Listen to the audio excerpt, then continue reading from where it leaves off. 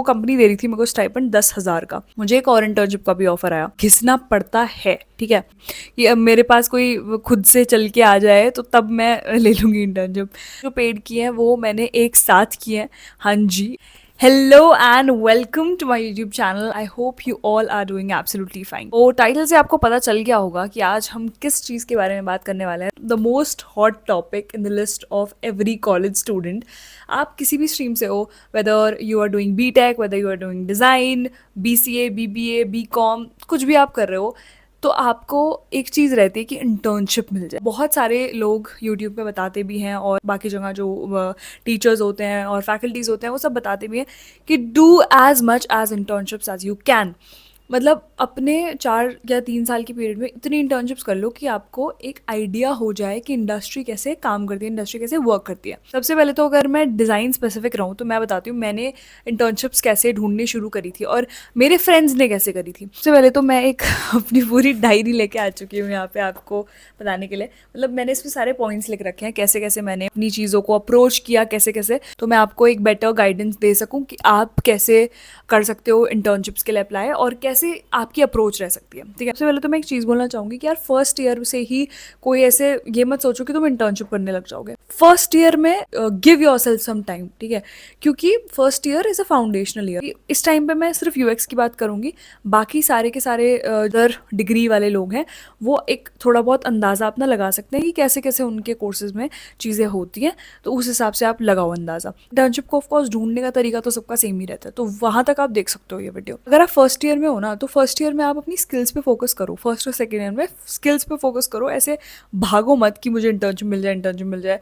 मिलेगी भी तो अनपेड मिलेगी या फिर बहुत लो स्टाइपेंड होगा, तो उसका कोई फ़ायदा है नहीं। अगर मैं अपनी बात करूँ तो मैंने अब तक 3 इंटर्नशिप्स कर ली हैं। I just came in my third year right now. पहली एक मैंने करी थी अनपेड, तब मुझे ज़्यादा पता नहीं था कि अनपेड करनी चाहिए या नहीं करनी चाहिए, क्योंकि वो एक स्टार्टअप में थी। और 2 मैंने की है पेड। जो पेड की है वो मैंने एक साथ की है। हाँ जी, एक साथ की है, क्योंकि मेरी समर वेकेशन चल रही थी तो मैंने सोचा चलो ठीक है, ज़्यादा ही काम होगा, कोई बात नहीं। But the managers there are very sweet और वो इतना ज़्यादा लोड नहीं देते हैं और वेरी फ्लेक्सिबल, ठीक है। और मेरे काम में काफ़ी फ्लेक्सिबल हूँ मैं, तो मुझे ऐसे लगा रहता है कि काम करके देना, जल्दी काम करके देना, बट ठीक है, ऐसे कोई प्रेशर नहीं है, ऐसा सच कुछ है नहीं, ठीक है। तो शुरुआत करते हैं मैंने कैसे इंटर्नशिप्स के लिए शुरुआत की कि कैसे ढूंढूं। सबसे पहले तो यार मैं भी बहुत ज़्यादा एंग्जाइटी में थी कि मैं कैसे ढूंढूंगी इंटर्नशिप्स, कहाँ से मिलेंगी, क्या होगा, कैसे, मतलब मैं डील कैसे करूँगी इंटर्नशिप्स के साथ। और सेकेंड ईयर की बात है, सेकेंड ईयर के जो सेमेस्टर ब्रेक चलता है उसकी बात है, तो मैं एक कंपटीशन में गई हुई थी पंजाब, ठीक है। तो उसके बीच में क्या हुआ कि मुझे मेरे एक सीनियर है, उन्होंने एक अपनी फ्रेंड से इंट्रोड्यूस करवाया मुझे कि यार ये कुछ स्टार्टअप वार्टअप है इसका। तो मेरी उनसे बात हुई, जो सर की फ्रेंड थी, थोड़ा बहुत मेरा इंटरव्यू लिया और थोड़ा बहुत मुझसे बात की। She saw my resume, she saw my portfolio, बहुत इंप्रेसिव लगा होगा, तो फिर उन्होंने मुझे वो इंटर्नशिप दे दी। बट दो उस स्टार्टअप में शुरुआत में इतनी ज़्यादा फंडिंग नहीं थी, तो उन्होंने मुझे एज अ अनपेड इंटर्न रखा।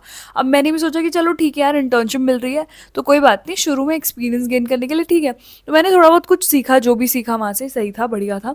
It was a good internship and she is still my friend, और वो भी मुझे और इंटर्नशिप्स भेजती रहती है। She is a very good person. It was a quite good experience और उन्होंने मुझे काफ़ी गाइड किया एक्चुअली कि मैं क्या कर सकती हूँ आगे और क्या नहीं। उसके बाद इवेंचुअली इट पुश्ड ऑफ। उसके बाद फिर मैंने क्या किया कि अच्छा यार, यहाँ से मुझे ये रिव्यू मिला है, तो मुझे कुछ चीज़ों पे काम करना है। फिर मैंने अपने UI फंडामेंटल्स पे काम करना शुरू करा, UX पे काम करना शुरू करा। उसके बाद फिर मैंने थोड़ा और अपना जो डिज़ाइन बेस है वो थोड़ा और स्ट्रॉन्ग बनाया। और फिर मैं क्या करती थी कि रोज़ ना मैं UIs बनाने की प्रैक्टिस करती थी। थोड़ा मतलब जो मुझे समझ में नहीं आता था मैं फैकल्टी से पूछ लेती थी, या फिर मेरे जो क्लासमेट्स हैं उनसे पूछ लेती थी। मेरे फ्रेंड्स जो हैं वो like they are very helpful उस चीज़ में। देन मैंने जो अपना काम है वो इंस्टाग्राम पे, Behance, लिंक्डइन, इन सब पे शो करना शुरू करा। अभी I am in my budding stage also, but still I am getting projects, I am getting internships, तो ठीक है, I am learning through it. उसके बाद अब आता है मेरा ईयर ब्रेक। तो सेकेंड ईयर के बाद हमको मिलता है ईयर ब्रेक। अब मैंने सब कुछ ऐसे सोच लिया था कि इस बारी मैं करूँगी इंटर्नशिप्स, करूँगी फ्रीलांसिंग और अपना काम जो है मैं सोशल मीडिया पे डालूंगी। फिर लिंक्डइन पे अप्लाई करना शुरू करा। मैंने सीधा इंटर्नशिप्स और जॉब्स के लिए अप्लाई करना शुरू कर दिया था। That was a very stupid move, I know that, but still मैंने ईज अप्लाई वाले जो ऑप्शंस होते हैं उन पे लिंक्डइन पे मैंने ऐसे मास में करती थी मैं, 50, 100 ऐसे, मतलब हर उस पर जाके अपना रेज्यूमे मैंने डाला और फिर is apply is apply is apply. उसके बाद फिर मैंने कुछ सीनियर्स से बात करी, उन्होंने मुझे बोला कि यार इंटर्नशाला पे करो, इंटर्नशाला इज गुड। मैंने इंटर्नशाला पे फिर अप्लाई करना शुरू करा। शुरू में तो ज़्यादा रिस्पॉन्स आता नहीं है, देखो सिंपल सी बात है, शुरू में तो तुमको कुछ नहीं आएगा, मैं सच्ची बता रही हूँ। तो मैंने 1-1.5 महीना लगातार, जब कॉलेज बंद होने वाले थे तब से मैंने शुरू करा, एंड इट्स बिन 3-4 मंथ्स। 1.5 महीना ट्राई किया, काफ़ी जगह अपना रेज्यूमे भेजा, काफ़ी जगह मैं पोर्टफोलियो भेजा, करती गई अप्लाई करती गई। लेकिन उस टाइम तक मेरा काम इतना अच्छा हो चुका था कि मुझे ऑलमोस्ट हर कंपनी से रिवर्ट बैक आया। उसमें क्या होता है, जब आप इंटर्नशिप अप्लाई कर रहे होते हो तो वो आपको एक असाइनमेंट देते हैं करने के लिए कि आपको हमारी इंटर्नशिप लेनी है, तो उसके लिए असाइनमेंट करो। अब आई वॉज वेरी लेजी कि अब मेरे पास कोई खुद से चल के आ जाए तो तब मैं ले लूँगी इंटर्नशिप।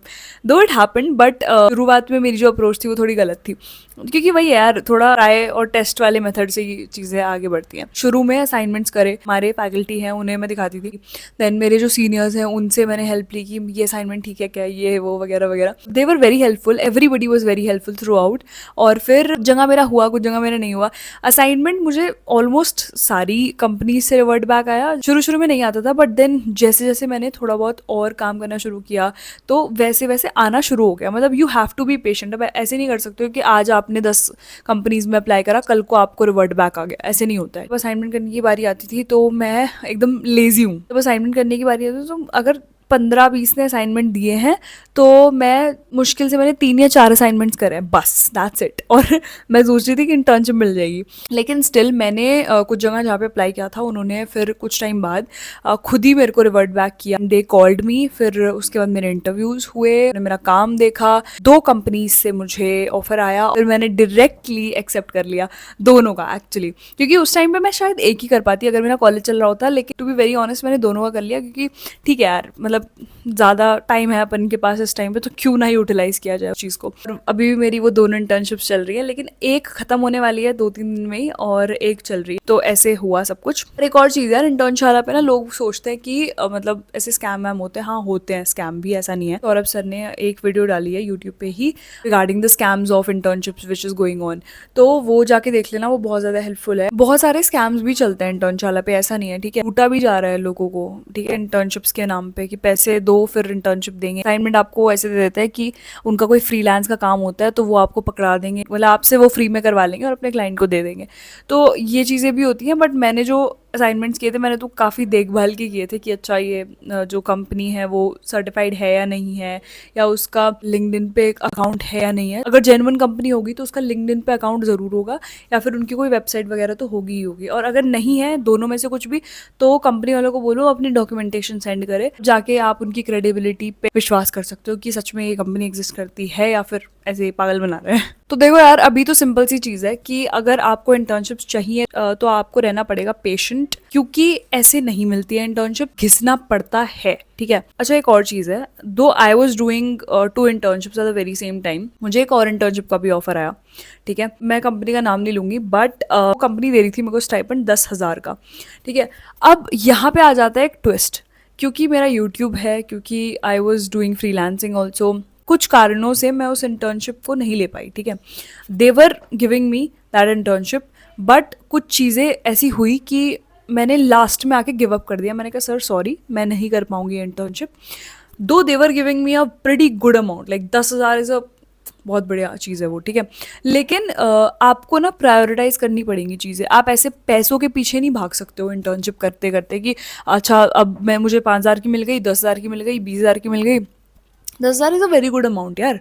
अगर मैं चाहती मैं उस इंटर्नशिप को कर सकती थी, लेकिन मैंने खुद के पैर पे कुल्हाड़ी मारी है। लेकिन स्टिल मुझे कोई रिग्रेट नहीं है उस बात का, लेकिन मैं उसको कॉम्पनसेट कर लूँगी, ठीक है। लेकिन वो जो टाइम मैं वहाँ पे देती तो वो थोड़ा दिक्कत वाला हो सकता था। और मेरे कॉलेजेस अभी खुलने वाले, तो मेरे पास इतना टाइम नहीं होता अभी, अगर मैं उस इंटर्नशिप को कर रही होती, कि मैं टाइम दे पाऊँ उस इंटर्नशिप में और मैं खुद पे भी ध्यान दे पाऊँ और मैं यूट्यूब भी चला पाऊँ, मैं अपनी अदर जो चीज़ें मेरा है, जो मेरा अलग से चीज़ चल रही है फ्रीलांसिंग वगैरह जो भी, तो मैं उस पर भी ध्यान दे पाऊँ।